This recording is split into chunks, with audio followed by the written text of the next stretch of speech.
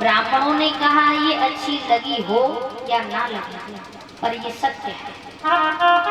खेद मत करो धर्मराज युधिष्ठिर, संसार में जीव आया है उसे एक ना एक दिन जाना ही है, लेकिन फर्क अंतर सिर्फ इतना है कि कोई अपने जीवन में पाप कर्म कमा करके ले जाता है तो कोई पुण्य कमा करके ले जाता है। आता है उसको तो जाना ही पड़ता है, फिर चाहे उसकी इच्छा हो अथवा ना हो। राजा परीक्षित का तुम खेद करते हो कि एक तक्षक नाग के डसने से मृत्यु होगी, तो खेद मत करो। तक्षक नाग का सर्प आपके इस बालक को जब डसेगा, जब इस बालक के प्राण ब्रह्म में विलीन हो जाएंगे, तब जाकर के वह तक्षक नाग इनके शरीर को डसेगा, प्राण को नहीं, आत्मा को नहीं। आत्मा अजर अमर है, आत्मा ना मरती है, ना जलती है, ना कटती है, ना पिटती है। जो कुछ भी होता है शरीर का होता है,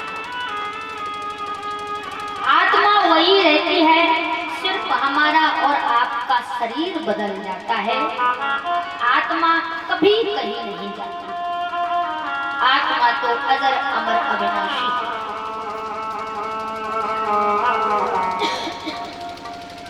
ये है आत्मा।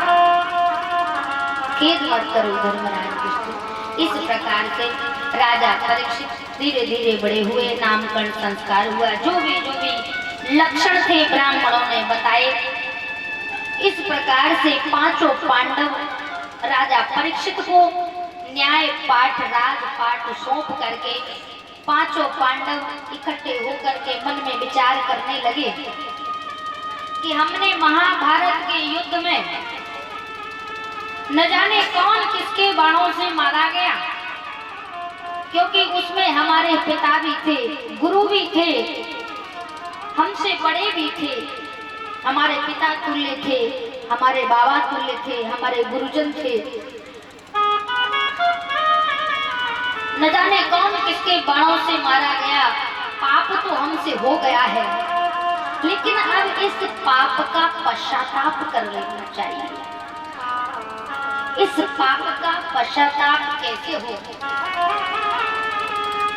क्योंकि पांडव अब जो हैं वो स्वर्गारोहण की तैयारी कर रहे हैं, विजय प्राप्त हो गई है, राजपाट न्याय पाठ सब परीक्षित जी महाराज को सौंप दिया है। अब हमें स्वर्ग जाने की तैयारी कर लेनी चाहिए, हमें अब इस धरा का त्याग कर देना चाहिए। लेकिन ऊपर जाने से पहले, स्वर्गारोहण से पहले हमें अपने पापों का पश्चाताप कर लेना चाहिए। क्या करें, कहाँ जाए, किससे पूछें? तब धर्मराज युधिष्ठिर जाकर के वेदव्यास जी के पास पहुंचे हैं। वेदव्यास जी के पास पहुंच करके धर्मराज युधिष्ठिर ने कहा, व्यास जी हमारे हाथों से अनेक पाप हुए हैं, अब बस कोई ऐसा उपाय बता दो कि मन में शांति प्राप्त हो जाए। मन में सिर्फ अशांति है। बोले कैसी अशांति? बोले ये अशांति है हमारे मन में, ये गिलानी है। कैसी गिलानी? कि न जाने कौन किसके बाणों से मारा गया, ये पाप हमसे हो गया है। इस पाप को हम धोना चाहते हैं, इस पाप से मुक्त होना चाहते हैं, इस पाप का पश्चाताप करना चाहते हैं। ये पश्चाताप आप हमें बताओ कैसे करें? तब वेदव्यास जी ने कहा, धर्मराज युधिष्ठिर महाभारत हुआ इसलिए कि द्रौपदी ताली बजा करके हंसती है और कहती है, अरे अंधे के अंधा तुम्हें दिखाई नहीं देता। सिर्फ इस बात पर इतना बड़ा महाभारत हो गया। महाभारत का होने का दोषी द्रौपदी को माना जाता है कि द्रौपदी के कारण ये महाभारत हुआ। कहा वेदव्यास जी ने।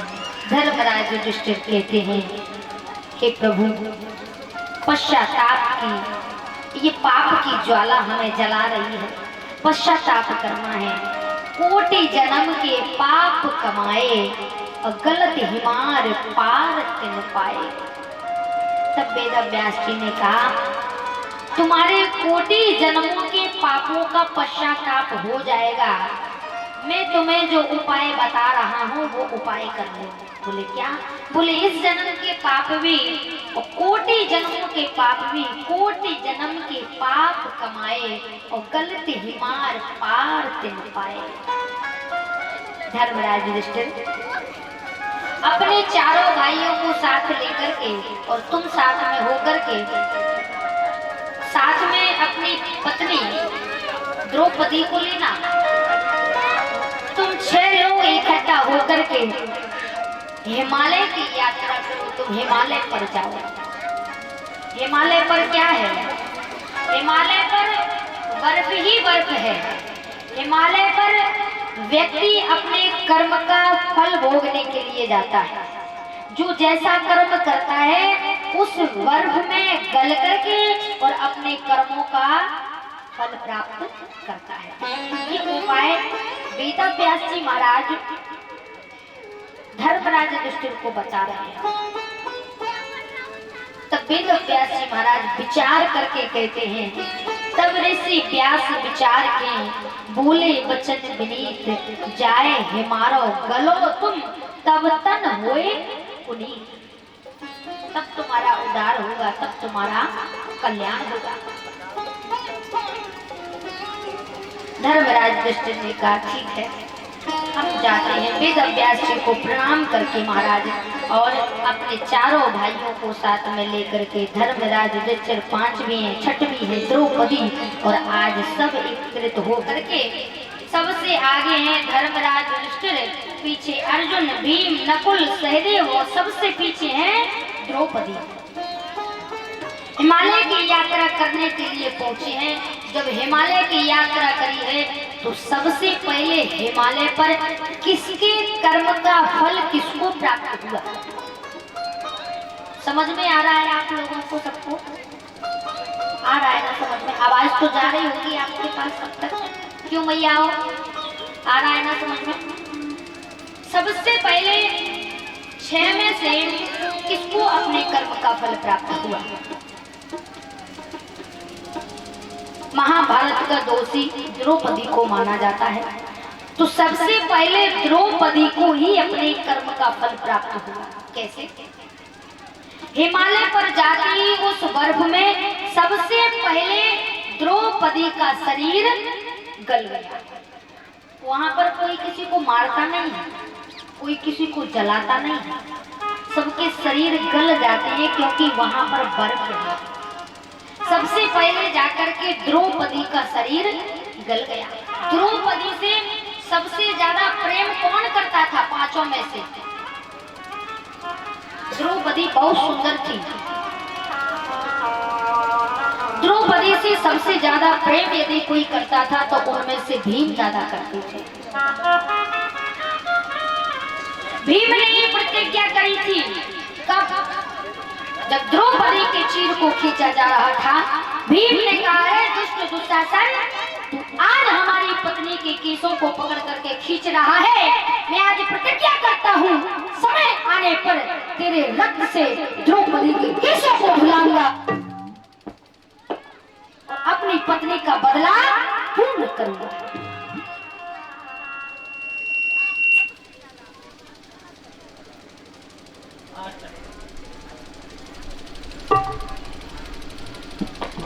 क्या हो जाता है?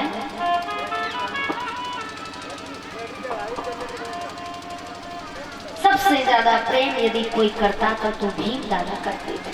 आज जब द्रौपदी का शरीर गला तो भीम दादा की आंखों में अश्रु भर आए, रोने लगे। धर्मराज युधिष्ठिर से पूछा, भीम ज्येष्ठ भ्राता, द्रौपदी तो कृष्ण की भक्त थी, कृष्ण की बहन थी, इसने तो हमें लगता है कि अपने जीवन में कोई पाप नहीं किया होगा, फिर सबसे पहले द्रौपदी का शरीर क्यों गला? हमारे और तुम्हारे हाथों से तो फिर भी महाभारत के युद्ध में किसी का पिता गया, किसी का भाई गया, किसी पत्नी का सुहाग गया, किसी का पति गया, किसी का बेटा गया हमारे हाथों से। लेकिन द्रौपदी का कौन सा कर्म था जिसके कारण द्रौपदी आज पहले शरीर गल गया द्रौपदी का? क्यों? इसका कारण बताओ। आंखों में अश्रु भर के पूछने लगे। तब धर्मराज युधिष्ठिर ने कहा, भीम, यहाँ पर खेद मत करो, रो मत, दुख मत करो। संसार में कोई किसी का नहीं है। यहाँ पर हम दुख करने के लिए, खेद करने के लिए नहीं आए हैं। बोले तो फिर? यहाँ पर हम सब अपने अपने कर्म का फल भोगने के लिए आए हैं। जिसने जैसा कर्म किया होगा उसे वैसा ही फल प्राप्त होगा। मानस में बाबा गोस्वामी तुलसीदास जी महाराज कहते हैं कि ना कोई किसी का सुख लेता है और ना कोई किसी को दुख देता है। मनुष्य अपने कर्म के प्रभाव से सुख और दुख भोगता है। जैसे कि का